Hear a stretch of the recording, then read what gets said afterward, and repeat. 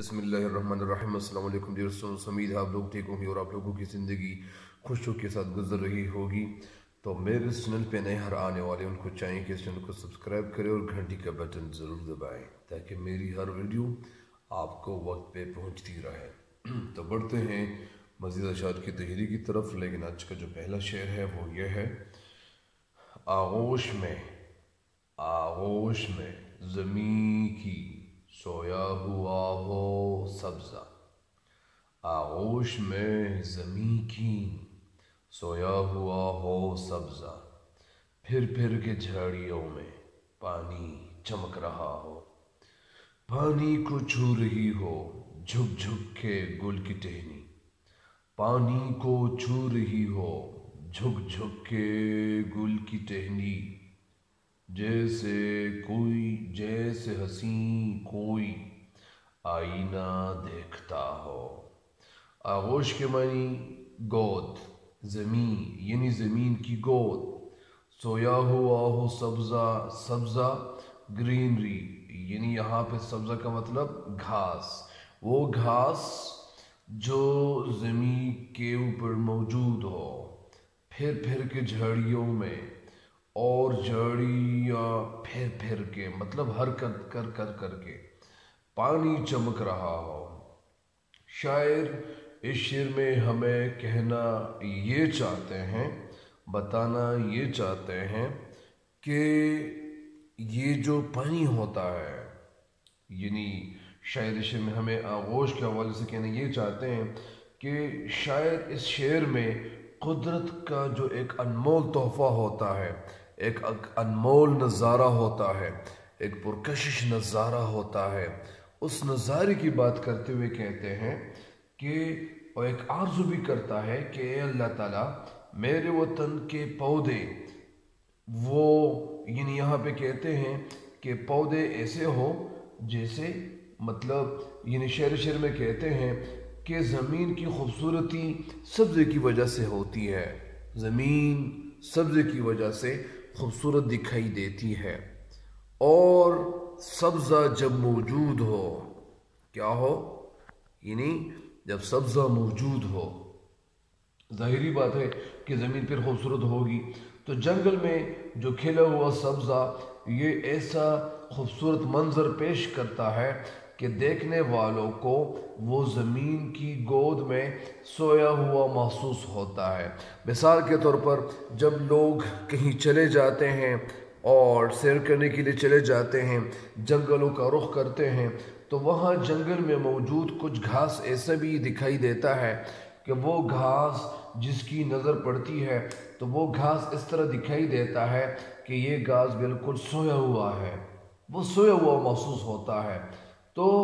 फिर ऐसा होता है कि उस सोया हुआ वो घास मालूम होता है, उस पर बात यानी यहाँ तक तो ख़त्म नहीं हुई, बल्कि पानी जो झाड़ियों के अंदर है वो उस जगह के हुस्न को दुबाला कर रहा है। एक तरफ अगर मैं आपको ये भी बता दूं कि एक तरफ तो पानी है, साथ साथ ऐसा भी होता है, या इसी तरह कभी कभार ऐसा भी हो जाता है कि ये जो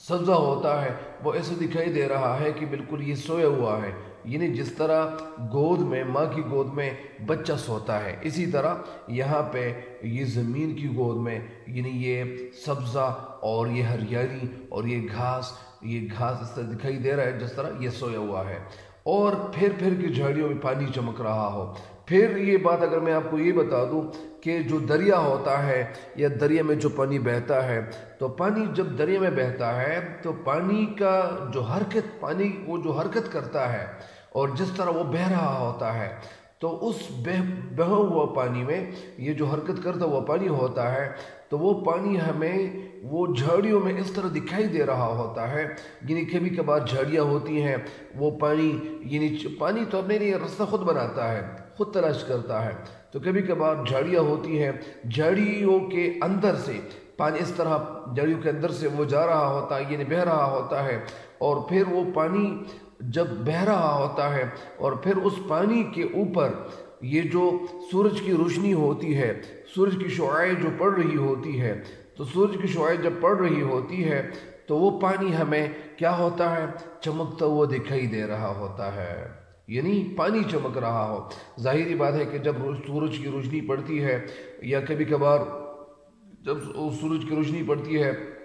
کبھی کبھار ایسا بھی ہوتا ہے کہ رات کے وقت جو چاند کی روشنی ہوتی ہے، جو چاند کی روشنی میں بھی کبھی کبھار وہ پانی وہاں چمکتا ہوا ہمیں دکھائی دیتا ہے۔ تو اسی وجہ سے شاعر نے یہی ایک فضا معلوم کرنے کی کوشش کی ہوئی ہے۔ اس شعر کی تشریح ایک دفعہ پھر سنیں۔ شاعر اس شعر میں ہمیں کہنا یہ چاہتے ہیں کہ یہ جو زمین کی خوبصورتی ہے وہ اصل میں سبزے اور گرینری کی وجہ سے زمین کی خوبصورتی ہوتی ہے، یعنی زمین جو خوبصورت دکھائی دیتی ہے وہ اصل میں یعنی سبزے کی وجہ سے خوبصورت دکھائی دیتی ہے۔ تو اسی وجہ سے شعر کہتے ہیں کہ جنگل میں جو کھلا ہوا سبزہ تھا، جو ہریالی تھی، جو گھاس،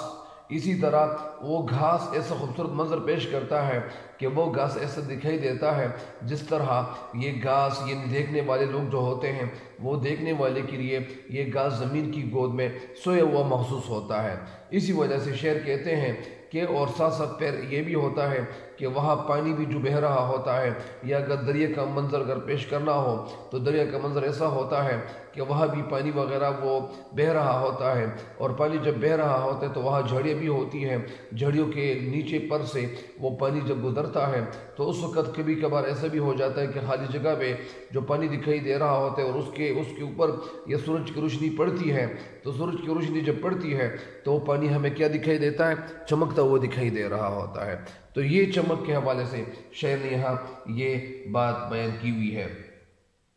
تو اس شعر کی تشریح مکمل ہو گئی ہے، اگلے شعر کی تشریح کی طرف بڑھتے ہیں۔ اگلا شعر کیا ہے؟ پانی کو چھو رہی ہو جھک جھک کے گل کی ٹہنی، پانی کو چھو رہی ہو جھک جھک کے گل کی ٹہنی، جیسے ہنسی کوئی، جیسے ہنسی کوئی آئینہ دیکھتا ہو، پانی کو چھو رہی ہو جھک جھک کے، جھک جھک یعنی بینڈ ہو کر، جس طرح آپ نے دیکھا ہوگا کبھی کبھار وہ بچے سے کوئی بال گر جاتا ہے، کوئی گیند اٹھا دیتا ہے تو بچہ کیا کرتا ہے، وہ گیند اٹھاتے ہوئے ان کی جو گردن ہوتی ہے یا اسی طرح وہ کیا ہو جاتے ہیں، وہ جھک جاتے ہیں اس گیند کو اٹھانے کے لیے۔ تو گل کی ٹہنی، یہاں پہ گل کی ٹہنی کا مطلب کیا ہے؟ یہ جو گل کی ٹہنی ہے، جو شاخ ہے، شاخ کے حوالے سے شاعر یہاں کہتے ہیں، شاخ یعنی برانچ جس کو کہتے ہیں۔ شاعر اس شعر میں ہمیں کہنا یہ چاہتے ہیں کہ جنگل میں ہر طرف سبزہ اور مختلف پھول ہوتے ہیں۔ ظاہری بات ہے کہ جنگل میں جب پھول نہ ہو تو اس کو جنگل تو نہیں کہہ سکتے۔ کچھ جنگل ایسے بھی ہوتے ہیں اس میں پھول ہوتے ہیں، بہت بڑے بڑے درخت ہوتے ہیں۔ تو یہاں پہ شعر کا مطلب یہ ہے کہ ہر طرف سبزہ ہی سبزہ دکھائی دیتا ہے، کبھی کبھار بڑے بڑے درخت وہاں ہوتے ہیں، وہاں کا جو حسن ہے وہ اس میں حسن میں یعنی کیا ہوتا ہے، یہ وہاں کا جو حسن ہے وہ پودوں کی وجہ سے ہوتا ہے، اور بیوٹینس جو وہاں پیدا ہوتی ہے تو وہ کس وجہ سے ہوتی ہے؟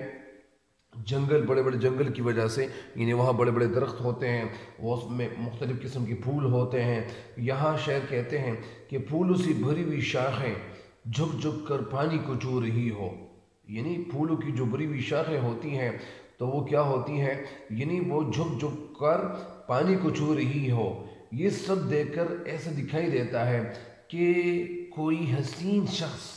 آئینے میں اپنا چہرہ دیکھتا ہے۔ مطلب اس کا یہ ہے کہ پانی ہے، پانی کا بہاؤ ہے، اور پانی جب وہاں سے گزرتا ہے، وہ بہتا ہے، تو ظاہری بات ہے کہ وہاں کا جو پانی ہوتا ہے تو اس پانی کے حوالے سے کہتے ہیں کہ یہ سب دیکھ کر، یعنی پانی پھولوں سے بھری ہوئی شاخیں یہ جھک جھک کر پانی کو چھو رہی ہیں، یہ سب دیکھ کر ایسا دکھائی دیتا ہے کہ کوئی شخص آئینے میں اپنا چہرہ دیکھ رہا ہو۔ اور یہ جو صاف پانی ہوتا ہے، شفاف پانی ہوتا ہے، تو صاف و شفاف پانی اور پھولوں سے بھری ہوئی جو شاخیں ہیں اس جگہ کے حسن میں اضافہ کر رہی ہے۔ مطلب اس کا یہ ہے کہ ایک طرف تو پودے ہیں، ساتھ ساتھ پودوں کے ساتھ صرف پودے بھی نہیں ہیں بلکہ پودے کے ساتھ ساتھ کیا ہے، انہیں پودے بھی ہیں، اور ساتھ ساتھ پودوں کے وہاں خوبصورت جو گل ہوتے ہیں تو ان پھول بھی ہوتے ہیں، پھول نے گل بھی وہاں گل بھی ہوتے ہیں اور نئے پودے اگ آئے ہوئے ہوتے ہیں۔ تو اسی وجہ سے کبھی کبھار یہ جو پھول ہوتا ہے تو وہ ٹہنی وہ یعنی بڑی ہو جاتی ہے، بھاری ہو جاتی ہے، کیونکہ اس میں کچھ اور شگوفے وہ موجود ہوتے ہیں، اگ آئے ہوئے ہوتے ہیں۔ تو وہ درخت جو ہوتا ہے وہ اس وجہ سے پھول کا تو وہ پھر جھک جاتی ہیں، تو ظاہری بات ہے کہ وہ ٹہنی جھک جاتی ہے۔ تو اسی وجہ سے یہ ایسے دکھائی دے رہا ہے کہ جیسے کوئی حسین شخص کیا کر رہا ہو، یعنی آئینے میں اپنی شکل یعنی وہ دیکھتا ہے۔ اس شعر کی تشریح ایک دفعہ پھر سنیں۔ شاعر اس شعر میں ہمیں کہنا کیا چاہتے ہیں، شاعر اس میں کہنا کیا چاہتے ہیں؟ شاعر اس شعر میں ہمیں کہنا یہ چاہتے ہیں کہ جنگل میں ہر طرف سبزہ اور مختلف قسم کے پھول ہوتے ہیں، اس میں مختلف قسم کے پھول ہوتے ہیں، اور وہاں کا جو حسن ہے وہ اصل میں پھولوں کی وجہ سے ہوتا ہے۔ وہاں کی خوبصورتی، جنگل کی خوبصورتی پھولوں کی وجہ سے خوبصورت یعنی جنگل لگتے ہیں، پھولوں سے بھری ہوئی شاخیں، اور ساتھ ساتھ یہ جو پھولوں سے جو بھری ہوئی شاخیں ہوتی ہیں تو وہ جھک جاتی ہیں، اور وہ ایسے ہی جھک جاتی ہے اور وہ پانی کو چھو رہی ہوتی ہے۔ یہ سب دیکھ کر ہمیں ایسے دکھائی دیتا ہے کہ کوئی حسین شخص ہے، حسین شخص کیا کرتا ہے، وہ اپنی خوبصورتی بڑھانے کے لیے وہ آئینے میں اپنے چہرہ بھی دیکھتا ہے، اپنے بال ٹھیک کرتا ہے، یا کبھی کبھار کوئی دلہن اپنے آپ کو جو آئینے میں سجاتی ہے، خوبصورت بناتی ہے۔ تو اسی طرح یہاں پہ یعنی یہ مراد ہے کہ یہ جو سب دیکھ کر یعنی میں جو دیکھ رہا ہوں، یہ جو ماحول دیکھ رہا ہوں، یہ جو فضا دیکھ رہا ہوں، تو وہ ایسے دکھائی دیتا ہے کہ کوئی حسین شخص آئینے میں اپنی شکل دیکھ رہا ہے، اور اپنا شکل تو صاف شفاف پانی اور پھولوں سے بھری ہوئی جو شاخیں ہیں اس جگہ کے حسن میں کیا کر رہی ہے، اضافہ کر رہی ہے، مطلب یعنی اس حسن میں اضافہ ہو رہا تھا۔ تو اس شعر کی تشریح مکمل ہو گئی ہے، مجھے امید ہے کہ انشاءاللہ آپ ان اشعار کی تشریح سے فائدہ ضرور اٹھائیں گے۔ تب تک کے لیے دیجیے گا ہمیں اجازت، اللہ نگہبان۔